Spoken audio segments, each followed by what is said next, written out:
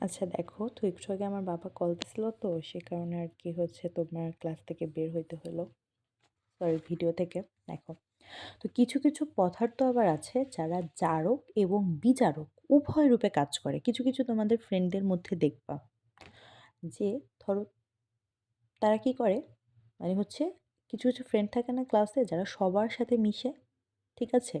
তো এমন কিছু পদার্থ আছে দুইমুখী সাপ, ঠিক আছে, যারা সবার সাথে মিশবে। হুম। তো তেমনই কিছু কিছু পদার্থ আছে যারা জারক এবং বিজারক উভয় রূপে কাজ করে। আমরা ফার্স্টে কি পড়লাম? জারক পদার্থ পড়ছি, তারপরে কি পড়ছি? বিজারক পদার্থ পড়ছি। এখন কি পড়বো? যারা জারক এবং বিজারক উভয় রূপে কাজ করে তাদের কথা পড়বো, ঠিক আছে? তো আমরা একটা ছন্দের মাধ্যমে শিখে নিই, কারণ এতটা তো মনে রাখা আমাদের জন্য একটু কষ্টকর, তাই না? বিজারক পদার্থটা ছন্দের মাধ্যমে মনে রাখলাম একটু। আবার জারক জারক বিজারক উভয় রূপে যারা কাজ করে তাদেরটাও একটু ছন্দের মাধ্যমে মনে রাখবো। তার আগে আরেকটা জিনিস মনে রাখবা, সেটা হচ্ছে জারক পদার্থটা কিন্তু ফুললি মুখস্থ করবা। বিজারক পদার্থ যেই দুইটা বাদ গেছে সেই দুইটাও, মানে এই ছন্দে নাই, সেগুলোও মুখস্থ করবা। জারক বিজারক উভয় রূপে কাজ করে এটাও মুখস্থ করবা, ঠিক আছে? কারণ এই জারক বিজারক এগুলো কিন্তু খুবই খুবই ইম্পর্ট্যান্ট, ঠিক আছে? ওকে। এখন বলতে পারো যা পড়ান তাই কি ইম্পর্ট্যান্ট? হ্যাঁ, তাই ইম্পর্ট্যান্ট। দেখো, তোমাদের কেমিস্ট্রিতে মাত্র ৫টা চ্যাপ্টার। তার মধ্যে তোমার হচ্ছে তোমরা অর্গানিক থেকে অ্যান্সার করবা না, ঠিক আছে? তার বাদে হচ্ছে তোমাদের 5th নাম্বার যে চ্যাপ্টারটা আছে সেটা থেকে খুব আহামরি কোয়েশ্চেন আসছে এরকমও না। সো তোমাদের যেটা করতে হবে, যেই ৩টা চ্যাপ্টারের প্রিপারেশন নিচ্ছ সেই ৩টা তো স্ট্রং হইতে হবে, তাই না? তো তোমাদের জন্য যা পড়াই তাই ইম্পর্ট্যান্ট। এখন তুমি যদি অর্গানিক করতা তাহলে আমি বলতে পারতাম যে হ্যাঁ, অর্গানিক একটা ব্যাকআপ হিসেবে রাখা যায়। বাট তুমি কিন্তু কোনো ব্যাকআপ অপশন রাখো নাই। সো তোমাদের এই কয়টা থেকে যে কয়টা সৃজনশীল আসবে ৩টাই দিতে হবে। ধরো ৮টা সৃজনশীল আসে, ৫টা অ্যান্সার করতে হয়, ঠিক আছে? তো অর্গানিক থেকে তো ৩টাই দেয়। হুম। তো যেই ৫টা সৃজনশীল আসুক সে ৫টা যেমনই হোক না কেন এই ৩টা চ্যাপ্টারে সেই ৩টাই তোমার কিন্তু লিখতে হবে। সো ভালো করে ৩টা অধ্যায় পড়ো। কি, কি? পরিবেশ রসায়ন, অর্থনীতি, তড়িৎ রসায়ন আর হচ্ছে পরিমাণগত রসায়ন। ঠিক আছে? তাহলে দেখো কি লিখা আছে, জারক বিজারক উভয় রূপে কাজ করে, ও সাথে ফিরবে না হয়। ওতে আছে হচ্ছে তোমাদের কি ওজোন স্তর, বা বলতে পারো হচ্ছে O3, সাথে হচ্ছে সালফার ডাইঅক্সাইড, ফিরবে হচ্ছে ফেরাস অক্সাইড, নাতে হচ্ছে আমাদের HNO2NO, আর হাইতে হচ্ছে আমাদের H2S আর হচ্ছে H2O2। ঠিক আছে? হাইড্রোজেন সালফেট আর হাইড্রোজেন পারঅক্সাইড। এবার দেখো কিছু আয়ন আছে যেগুলোর কোনো রিদম নেই, বাট মনে রাখো: copper, iron, tin, lead, chromium, তারপরে হচ্ছে আর টিন 2+ দুইবার লিখে ফেলছি, ঠিক আছে? এটা ইত্যাদি। ওকে। দেখো এখানে একটা এমসিকিউ লিখছি, নিচের কোনটি জারণ বিজারণ বিক্রিয়া নয়? ওকে। আচ্ছা, এবার একটু খেয়াল করো তো, এখানে কিন্তু আমি উপরে উপরে সব জিনিসগুলো লিখা আছে, যে আমি কিন্তু ভেঙে ভেঙে তোমাদের লিখে দিয়েছি, তোমাদের কষ্ট করতে হবে না, ঠিক আছে? এবার তোমরা দেখবা কোনটায় জারণ সংখ্যা বাড়ছে কোনটায় বাড়ে না, এই অনুপাত করে তুমি এই এমসিকিউটা করবা, এই এমসিকিউটা করবা, এই এমসিকিউটা করবা, ঠিক আছে? এই ৩টা হচ্ছে তোমাদের হোমওয়ার্ক, ঠিক আছে? যাতে তোমরা বুঝছো কিনা আমি বুঝবো যে জারণ সংখ্যা দিয়ে বা হচ্ছে তোমাদের ধনাত্মক ঋণাত্মক সংখ্যা দিয়ে তোমরা কি বুঝছো নাকি যে তোমার কোনটা আসলে জারণ কোনটা বিজারণ, ঠিক আছে? ওকে। এবার দেখো জারণ সংখ্যা, ওই যে একটু আগে বললাম না যে হচ্ছে তোমার আম, জারণ বিক্রিয়ার ক্ষেত্রে জারণ সংখ্যা বৃদ্ধি পায়। তো জারণ সংখ্যা জিনিসটা কি সেটা আমরা এখন দেখব। তো জারণ সংখ্যা বের করার কিছু টেকনিক্স আছে, তো সেগুলো আমরা শিখে নিই। তো সাধারণ নিয়ম, এই যে বলছিলাম, মুক্ত বা মৌল অবস্থায় পরমাণুর জারণ সংখ্যা হচ্ছে 0 হয়। ওই যে বললাম যে সিঙ্গেল থাকে, ঠিক আছে? সেই জন্য মুক্ত মৌল অবস্থায় পরমাণুর জারণ সংখ্যা 0 থাকে। তার মানে এই যে হাইড্রোজেন সিঙ্গেল আছে 0, পটাশিয়াম সিঙ্গেল আছে 0, আয়রন সিঙ্গেল আছে 0, সালফার, ক্রোমিয়াম সবগুলো সিঙ্গেল আছে তাই 0। ঠিক আছে? ওকে। এক পরমাণু বিশিষ্ট আয়নের অক্সিডেশন নাম্বার ওই আয়নের চার্জ এর সমান হয়। অক্সিডেশন মানে কি? জারণ সংখ্যা। আয়নের অক্সিডেশন নাম্বার ওই আয়নের চার্জের সমান হয়। দেখো সোডিয়ামের জারণ সংখ্যা কত, বা সোডিয়ামের অক্সিডেশন নাম্বার, ঠিক আছে, আয়নের চার্জের সমান। কোনো, মানে যার, যেটা এক মৌল বিশিষ্ট পরমাণু, দেখো জাস্ট উপরে কি থাকবে, মাথায় 1 থাকবে, ঠিক আছে? তো তাকে আমি কি দিব? তার অক্সিডেশন নাম্বার ওই আয়নের চার্জের সংখ্যা। মনে করো পরমাণু বিশিষ্ট এক পরমাণু, দেখো এখানে এটা কিন্তু পুরোপুরি সিঙ্গেল, নিচে কিন্তু কোনো অণু টণু কিছু নাই, এটা শুধু একটা সলিড পরমাণু না? মানে সোডিয়াম প্লাস, তার মানে শুধু এ একা সিঙ্গেল, জাস্ট উপরে একটা একটা চার্জ আছে খালি। তো এমন যখন একটা সিঙ্গেল পরমাণু থেকে উপরে চার্জ থাকবে, তো তার চার্জের সংখ্যাটাই হবে কি, জারণ সংখ্যা। ঠিক আছে, দেখো সোডিয়াম সিঙ্গেল, জাস্ট উপরে একটা ই আছে, তার মানে +1। ক্লোরিন সিঙ্গেল, জাস্ট উপরে একটা মাইনাস আছে, তাই -1। ক্যালসিয়ামও সিঙ্গেল, জাস্ট উপরে 2 প্লাস আছে, তাহলে +2। N3- তার মানে এটাও সিঙ্গেল আছে পুরোটাই, জাস্ট উপরে একটা জাস্ট -3। আর সবসময় মনে রাখবা, চার্জ লেখার ক্ষেত্রে আগে প্লাস, আগে 2 বসে পরে প্লাস বসে, বাট জারণ সংখ্যা লেখার ক্ষেত্রে প্রথমে হচ্ছে তোমার ধনাত্মক বা ঋণাত্মক চার্জ বসে, পরে সংখ্যা বসে। এটা কিন্তু খুবই কার্যকর একটা বা হচ্ছে মনে রাখার একটা জিনিস। ঠিক আছে, অনেকে কি করে জারণ সংখ্যা লিখতে দিলে 3 - 3 কি রে বাবা, 3 তো হবে না, কি হবে, ফার্স্টে মাইনাস বা প্লাস, ফার্স্টে ধনাত্মক বা ঋণাত্মক চার্জ বসায় পরে সংখ্যা। বাট যখন আমরা চার্জ লিখি তখন আমরা কি লিখি, প্রথমে সংখ্যা পরে ধনাত্মক বা ঋণাত্মক চার্জ। বাট যখন জারণ সংখ্যা লেখা হয় তখন হচ্ছে প্রথমে ধনাত্মক বা ঋণাত্মক চার্জ পরে সংখ্যা। ওকে, দেখো বলছে নিরপেক্ষ বা আধান বিহীন যৌগের পরমাণুর মোট অক্সিডেশন নাম্বার হচ্ছে 0 হয়। দেখো এখানে কি বলছে, নিরপেক্ষ বা আধানবিহীন যৌগ, তার মানে এটারে তুমি যদি এটার চার্জ যদি তুমি ক্যালকুলেট করো, দেখো 1 গুণ 2 +1 গুণ 2 প্লাস -2, অক্সিজেন কত হয় -2, তাহলে কি 0 হয়েছে। আবার এখানে দেখো সালফিউরিক অ্যাসিড, তো সালফিউরিক অ্যাসিডটা আমি কিভাবে বের করব, দেখো সালফিউরিক অ্যাসিড। ঠিক আছে, তো দেখো এখানে কি আছে আমার, আমি তোমার এখানেই বের করে দেখাই। ঠিক আছে, এখানে কি আছে, +1 গুণ 2 করলে কত হয়, 2 হয়, তাই না? ওকে, আর এখানে কত আছে, -2 গুণ 4 করলে কত হয়, আমার এখানে হচ্ছে আমাদের -8।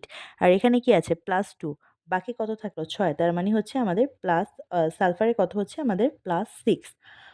তাহলে একটা জিনিস দেখো, এখানে আমাদের কত হচ্ছে, 8 - 8 ইজিক্যাল টু কত হচ্ছে, 0 হচ্ছে। এখন বলো, কিছুই বুঝি না। আচ্ছা একটা জিনিস খেয়াল করো, আমি তোমাকে এটা বুঝাই, তাইলে দেখো বুঝো কিনা। হাইড্রোজেন +1, +1 গুণ 3 লিখলাম। ঠিক আছে, আর নাইট্রোজেন তো আমরা জানি যে নাইট্রোজেন হচ্ছে আমাদের অলওয়েজ তোমার 3 হয়। তার মানে যেহেতু হাইড্রোজেন প্লাস হয়েছে, নাইট্রোজেন হচ্ছে মাইনাস। আচ্ছা দেখো, একটা তুমি যদি কখনো জেনে যাও, পরেরটা কিন্তু অটোমেটিকলি চোখ বন্ধ করে বসায় দিতে পারবা, তাই না? তাহলে পরেরটা হচ্ছে -3, তাহলে +3 আর -3 হচ্ছে 0। এবার দেখো সালফিউরিক অ্যাসিডটা আমি কিভাবে করলাম। দেখো প্রথমে আমি হাইড্রোজেনেরটা বের করছি, হাইড্রোজেন কত, হাইড্রোজেন হচ্ছে +2, অক্সিজেন কত, -2 গুণ 4 করলে কত হয়, -8 হয়। এখন দেখো আমি তোমাদের সম্ভবত রাসায়নিক পরিবর্তনে পড়াছিলাম যে কেন্দ্রীয় মৌলের জারণ সংখ্যা কেমনে বের করবা। কেন্দ্রীয় মৌলের জারণ সংখ্যা আমি বের করব হচ্ছে এইটার সাথে এইটা মাইনাস করে, মানে মোট আমার মাইনাস চার্জের সমান প্লাস চার্জ হইতে হবে। ঠিক আছে, তাহলে এখানে যদি মাইনাস চার্জ যদি -8 হয়, এই প্লাস এটাও তো তাহলে প্লাসই হবে। তার মানে দুইটা যোগ করে আমার কেমনে -8 হতে হবে, এটা হচ্ছে আমার টার্গেট। ঠিক আছে, তাহলে কি হইলো, +6। ঠিক আছে, তো এভাবে করে আমি লিখলাম 8 - 8 = 0। বোঝা গেছে? ওকে, তো এভাবে এবার দেখো নিরপেক্ষ আধান বিশিষ্ট যৌগের পারমাণবিক সংখ্যা কি হয়, 0 হয়। ঠিক আছে, যারা নিরপেক্ষ বা আধানবিহীন যৌগ, এখানে দেখো কোনো ধরনের আধান দেওয়া নেই, এখানেও কোনো ধরনের আধান দেওয়া নেই, এখানেও কোনো ধরনের আধান দেওয়া নেই, মানে এরা কি নিউট্রাল বা নিরপেক্ষ। সেজন্য এদের মৌলের পরমাণু সংখ্যা কি হয়েছে, 0 হয়েছে, বা জারণ সংখ্যা 0 হয়েছে। দেখো গ্রুপ 1-এর ক্ষার ধাতু সমূহের জারণ সংখ্যা 1, কত, +1। ওকে, জারণ সংখ্যাগুলো কিন্তু খুবই ইম্পর্টেন্ট, তোমাদের খুব ভালো করে মনে রাখতে হবে। তার আগে মনে রাখতে হবে আমি কি বলছি, গ্রুপ 1-এর বা ক্ষার ধাতুসমূহের জারণ সংখ্যা 1। আচ্ছা, গ্রুপ 1-এর যে ক্ষার ধাতুগুলো আছে, গ্রুপ 1-এর ধাতুগুলোকে বলা হয় হচ্ছে ক্ষার ধাতু। ঠিক আছে, আর চোখ বন্ধ করে যদি কখনো দেখো যে গ্রুপ 1-এর ধাতু দেওয়া আছে, তার মানে তার জারণ সংখ্যা কত ধরবা, 1 ধরবা।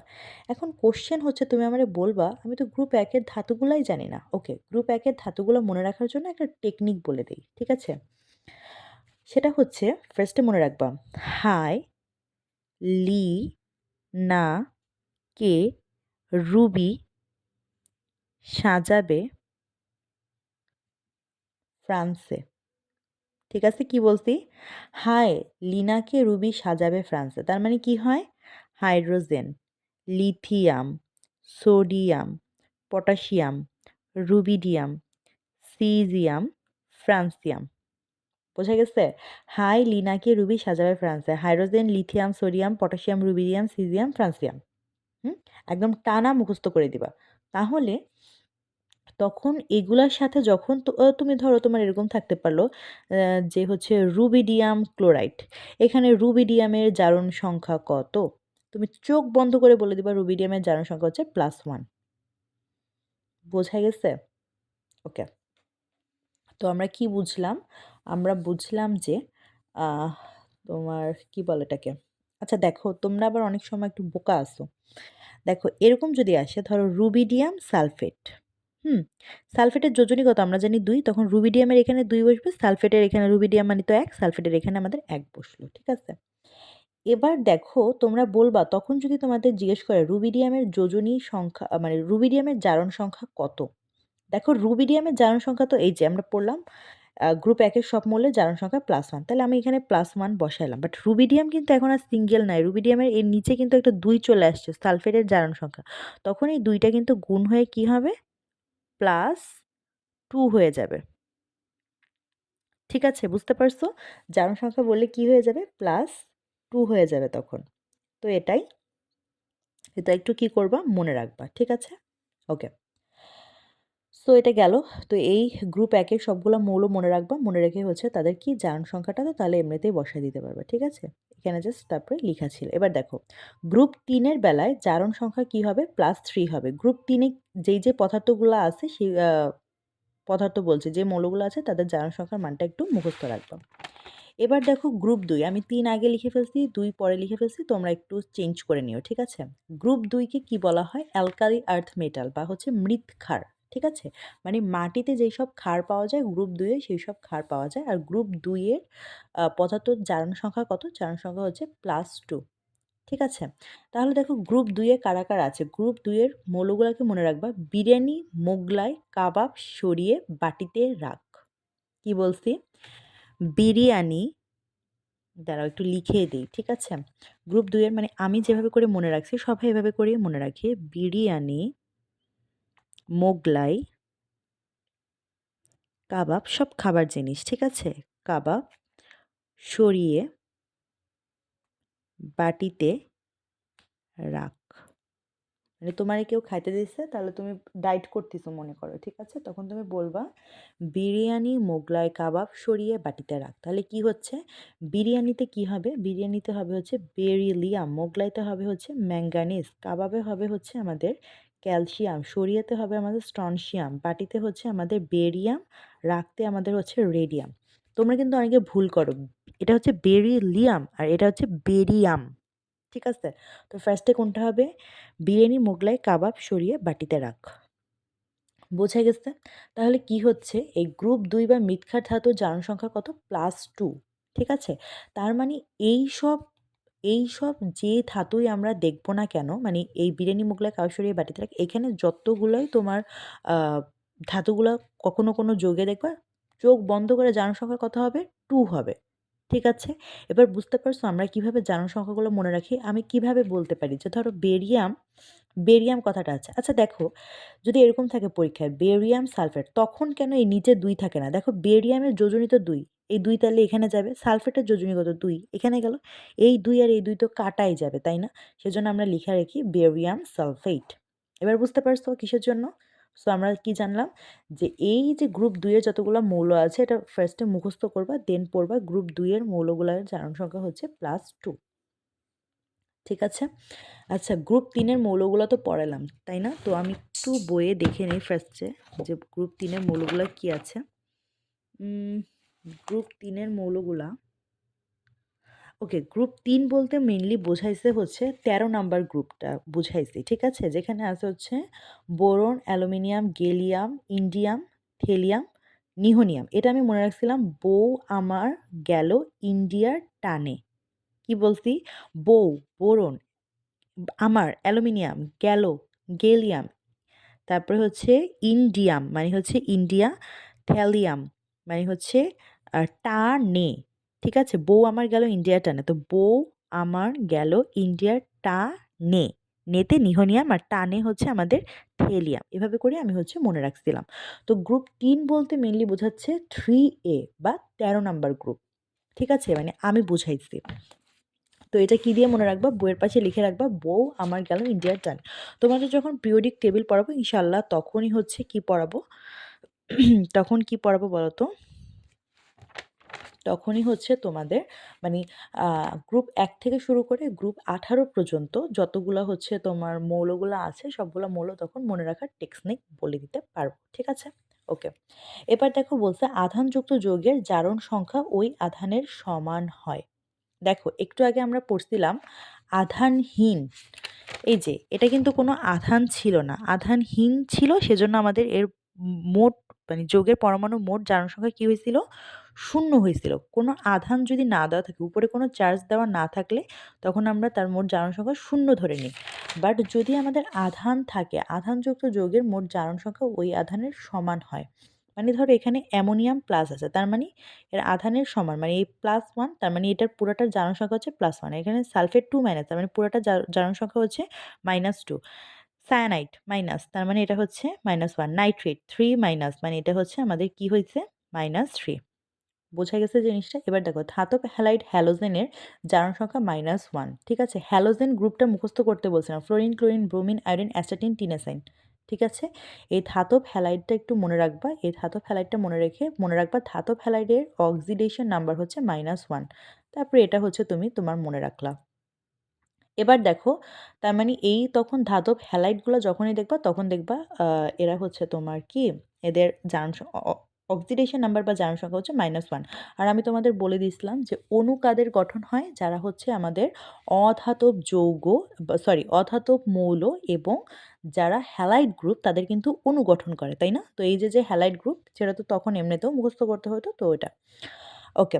এবার দেখো হাইড্রোজেনের অধাতব যৌগ, এখন বলতে পারো যে হ্যালোজেনের অণু গঠন করে, এটা আমরা কোথায় কাজে লাগাবো? ওই যে তোমরা বলছিলে যে জারণ বিজারণ বিক্রিয়ার ক্ষেত্রে কি ধরো এরকম আছে মাঝে মাঝে যে এক্সটা তোমার হচ্ছে 2টা ইলেকট্রন গ্রহণ করে আম, তোমার হচ্ছে কি হয়েছে X2+ তোমার 2টা ইলেকট্রন গ্রহণ করে X হয়েছে, তাহলে মাঝে মাঝে আমি এখানে অণু দিচ্ছি, মাঝে মাঝে আবার এরকম সিঙ্গেল রাখছি, পরমাণু রাখছি, সামনে 2 বসাচ্ছি কেন? অণু তারাই হবে যারা হচ্ছে আমাদের অধাতব আয়ন। ঠিক আছে, অধাতব আয়ন আর হ্যালাইড, হ্যালাইড কারা, যারা লবণ উৎপন্ন করে গ্রুপ 17 মৌলগুলা। তখন আমি মনে রাখাইছিলাম। আর একটা জিনিস মনে রাখবা যে হচ্ছে তোমার কি বলতে গেছি ভুলে গেছি। আচ্ছা যাই হোক, সো এরকম করে একটু মনে রাখবা। ঠিক আছে, কারা অণু গঠন করে, কারা সিঙ্গেল থেকে তোমার পরমাণু গঠনের মাধ্যমে ইলেকট্রন গ্রহণ করে, সেই জিনিসগুলো একটু অবশ্যই অবশ্যই মনে রাখবা। যেটা বলতে গেছিলাম যে ধাতব যারা আছে তারা অণু গঠন করে না, তারা পরমাণু আকার হয়ে তোমার তো 2টা বা 3টা ইলেকট্রন গ্রহণ করে। তো ধাতব জিনিসগুলো মনে রাখবা কিভাবে, সক্রিয়তা সিরিজ মনে রাখো, ধাতু ওখানেই সবগুলো অলমোস্ট দেওয়া আছে। ঠিক আছে, কারণ ধাতুর সক্রিয়তা সিরিজ, তার মানে কি যতগুলো ধাতু আছে সবগুলো তো ওখানেই আছে, তাই না?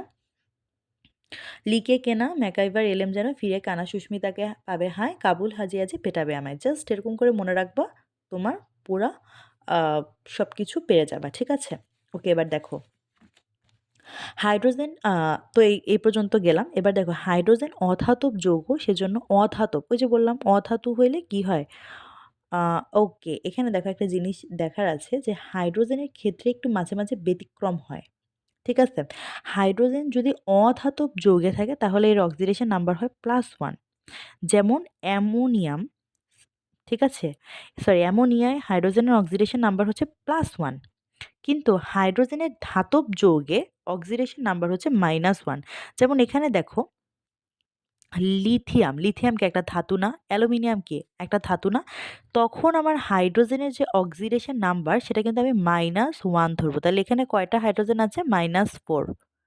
বোঝা গেছে এখানে কয়টা অক্সিডেশন নাম্বার আছে? -4টা অক্সিডেশন নাম্বার আছে। তাহলে চলো আমরা এটা মিলাই। আমরা তো জানি অলওয়েজ যে অ্যালুমিনিয়াম থেকে +3 আর লিথিয়াম ওই যে গ্রুপ 1 মৌল, লিকে কেনা কি পড়ালাম এখানে, এই যে দেখো হাই লিনাকে রুবি সাজাবে ফ্রান্সে, তার মানে এই যে লিথিয়াম কি গ্রুপ 1 মৌল, তার মানে এটার অক্সিডেশন নাম্বার কি হবে? +1। তার মানে এই যে +1, তাহলে এই যে 3 আর 1 কত হলো? +4 -4, তার মানে কি 0 হয়ে যাচ্ছে। তার মানে আমরা বলতে পারতেছি আমাদের অক্সিডেশন নাম্বার বসানো ঠিক আছে। তাহলে দেখো ও ধাতব যৌগ মানে দেখো ২ টাই কিন্তু ধাতু। সেজন্য আমাদের হাইড্রোজেনের অক্সিডেশন নাম্বার হচ্ছে -1। আমরা তো সাধারণত জানি যে হাইড্রোজেন মানেই +1। কিন্তু যদি আমাদের ধাতব যৌগ হয় তখন অক্সিডেশন নাম্বার কি হবে? -1। কারণ আমরা জানি লিথিয়ামও ধাতু, অ্যালুমিনিয়াম ধাতু। ওই যে লিকে, কেনা, ম্যাকাইভার, এলএম যেন। ঠিক আছে? তা লিতে কি হয়? লিকে। আর লিকে, কেনা, ম্যাকাইভার, এলএম। এলএমে কি হয়? অ্যালুমিনিয়াম। তার মানে এই ২ টাই কি? ধাতু। আর দেখো এই যে হাইড্রোজেনের অধাতব যে যৌগ আছে, এই হাইড্রোজেনের অধাতব যৌগ নাইট্রোজেন কি? নাইট্রোজেন একটা অধাতু না? সেজন্য এটা যৌগটা কি হয়ে গেল? একটা অধাতব যৌগ তখন আমাদের কি হবে? +1 হবে। ঠিক আছে? এবার দেখো মোস্ট ইম্পোর্টেন্ট অক্সিজেনের ক্ষেত্রে, অক্সিজেনের ক্ষেত্রে ৩ টা জিনিস পড়বা। অক্সিজেনের সাধারণ অক্সাইড আমরা তো সাধারণত অক্সিজেনের ক্ষেত্রে কি জেনে থাকি? অক্সিজেন হচ্ছে আমাদের -2 থাকে, তাই না? ধরো K2O এর অক্সিডেশন নাম্বার হচ্ছে -2 মানে এখানে তোমার হচ্ছে কি -2 বসবে। ওকে? বাট মাঝে, মাঝে অক্সিজেন -1 হয়, মাঝে, মাঝে -1/2 হয়। কখন -1 হবে, কখন -1/2 হবে? দেখো অক্সিজেনের পারঅক্সাইডের ক্ষেত্রে, পারঅক্সাইড মানে কি? পারঅক্সাইড মানে ইকুয়াল নাম্বার থাকবে। ঠিক আছে? H2 পারঅক্সাইড মানে ২, ২ এরকম যদি থাকে, 2, 2, 2, 2 এরকম থাকে। ঠিক আছে?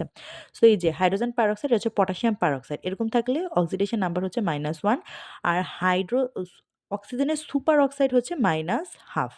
দেখো অক্সিজেনের জারণ সংখ্যা ২ দেখে আমি এই ২ টা এই পাশে যাবে আর পটাশিয়াম হচ্ছে কি গ্রুপ ১ এর মৌল তাই ১ হচ্ছে এই পাশে যাবে, তাই না? বাট অক্সিজেনের ২ অক্সিজেন তো ২ যখন এইদিকে না মানে অক্সিজেন তো সাধারণত ২ তাই না? তো এখানে যাওয়ার কথা বাট পটাশিয়ামের তো ১ এখানে আসার কথা। বাট পটাশিয়ামের যখন এইদিকে আসবে আর যখন অক্সিজেনের এইদিকে যাবে না বা এরকম কিছু একটা বুঝবা যে অক্সিজেনের জারণ সংখ্যাটা মানে অক্সিজেনটা যখন এখানে ২ থাকবে আর পটাশিয়াম যখন সিঙ্গেল থাকবে। আমরা কি জানি? একটা আরেকটার কাছে যায়, আরেকটা আরেকটার কাছে যায়, তাই না? বাট এখানে দেখো পটাশিয়ামের কত হওয়ার কথা? ১। এখানে ১ যাওয়ার কথা। অক্সিজেনের জারণ সংখ্যা কত? ২ তার মানে অক্সিজেনের এখানে যাওয়ার কথা। বাট সেটা না যেয়ে অক্সিজেনের ২ কিন্তু অক্সিজেনের কাছেই আছে, পটাশিয়ামের ১ পটাশিয়ামের কাছেই আছে। আবার সোডিয়ামের ১ সোডিয়ামের কাছে আছে, অক্সিজেনের 2 অক্সিজেনের কাছে আছে। এমন থাকলে সেটাকে আমরা বলব সুপার অক্সাইড। সেক্ষেত্রে অক্সিজেনের জারণ সংখ্যা হচ্ছে -1/2। এই অক্সিজেনের এই ৩ টা ভালো করে পড়ে রাখবা। এবার দেখো আরো কিছু, কিছু আছে। জারণ সংখ্যা কিভাবে আমরা নির্ণয় করব? ধরো তোমাকে বলল পটাশিয়াম আ পটাশিয়াম ডাইক্রোমেট। ঠিক আছে? পটাশিয়াম ডাইক্রোমেটের কেন্দ্রীয় মৌলের জারণ সংখ্যা নির্ণয় করো। কেন্দ্রীয় মৌল কোনটা? কেন্দ্রে যেটা আছে ক্রোমিয়াম, যেটারে নির্ণয় করতে বলবে তারে অলওয়েজ X ধরবা। ঠিক আছে? তার মানে আমি এটারে X ধরলাম। আর এখানে 2 আছে 2 গুণ দিলাম। এখানে পটাশিয়াম কত? গ্রুপ ১ এর মৌল তাহলে জারণ সংখ্যা বা যোজনী যাই বলো ১ গুণ হচ্ছে ২ প্লাস এরকম দিয়ে অক্সিজেনের জারণ সংখ্যা কত? -2 -2 গুণ হচ্ছে 7 এটা দিয়ে 0 লিখে দিবা।